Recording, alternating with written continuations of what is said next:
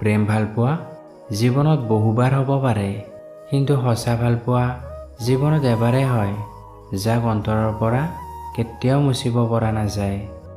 প্ৰকৃত ভালপোৱাত প্ৰিয়জন উভতি নাহে বুলি জানিও অপেক্ষা কৰা যায়। যিমান সহজ কাৰোবাক ভাল পাওঁ বুলি ক'বলৈ, সিমান টান ভালপোৱা বুজিবলৈ আৰু বুজাবলৈ, তাতকৈ দুগুণ টান ভালপোৱা জীয়াই ৰাখিবলৈ। সেইসকল ব্যক্তি বহুতেই বিশেষ হয়, যিয়ে এষাৰি মাতত সুখ দুখৰ সকলো কথা বুজি পায়। যিয়ে তোমাক প্ৰকৃততে ভাল পায়, তেওঁ তোমাক কেতিয়াও এৰি নাযায়। কাৰণ এৰি যোৱাৰ 100টা কাৰণ থাকিলেও তেওঁ এটা হ'লেও কাৰণ উলিয়াই ল'ব তোমাৰ লগত থকাৰ বাবে। আপোন হ'বলৈ কোনো তেজৰ সম্পৰ্ক নালাগে, বিপদৰ সময়ত যে কাষত থাকে সেয়েতো আপোন।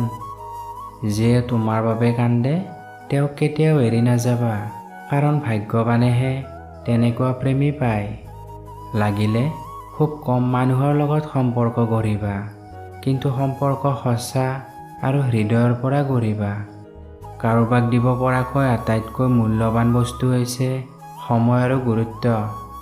প্ৰত্যেকজন মানুহৰ জীৱনত এনেকুৱা এজনী জীৱন সংগী থকাটো খুবেই প্ৰয়োজন, যিয়ে যিকোনো বিপদৰ সময়ত সাহস হৈ থিয় দিয়ে। কাৰোবাক মৰম দিয়াটো আটাইতকৈ ডাঙৰ উপহাৰ, আৰু কাৰোবাৰ পৰা মৰম পোৱাটো আটাইতকৈ ডাঙৰ সন্মান। মৰম ভালপোৱা দিয়া হয়, ই জুখিব বা প্ৰমাণ কৰিবলগীয়া কোনো গণিত নহয়।